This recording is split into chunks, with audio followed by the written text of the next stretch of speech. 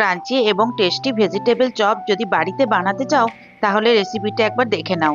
প্রথমে বিট গাজর ভালোভাবে খোসা ছাড়িয়ে নিয়ে তারপর ধুয়ে কুচি কুচি করে কেটে নিতে হবে। একটা অন্য প্যানে ধনে, জিরে, মৌরি, গোলমরিচ, শুকনো লঙ্কা, গরম মশলা একসাথে ড্রাই রোস্ট করে মিক্সিতে গ্রাইন্ড করে নিতে হবে। কড়াইয়ের মধ্যে তেল গরম করে বাদাম আর কোচানো নারকেল ভেজে নিতে হবে। ওই তেলেই পাঁচফোড়ন, কাঁচা লঙ্কা দিয়ে প্রথমে বিট সামান্য নুন দিয়ে ভেজে নিতে হবে।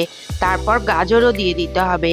হলুদ দিয়ে কড়াইয়ের ঢাকনি বন্ধ করে ভালোভাবে সেদ্ধ হয়ে গেলে কয়েকটা আলু সেদ্ধ, চিনি, ভাজা মশলা আর ভেজে রাখা বাদাম আর নারকেল দিয়ে উপর থেকে ধনেপাতা ছড়িয়ে রেখে দিতে হবে। একটা বাটিতে ময়দা, নুন দিয়ে ভালো করে একটা ব্যাটার বানিয়ে নিতে হবে। ভেজিটেবল চপগুলো ভালোভাবে করে নিয়ে প্রথমে ময়দার ব্যাটারে ডুবিয়ে তারপর ব্রেড ক্রাম্ব মাখিয়ে একটা একটা করে গড়ে নিতে হবে। গরম তেলে আস্তে আস্তে ভেজে নিলেই তৈরি হয়ে যাবে সুস্বাদু ভেজিটেবল চপ। থ্যাংক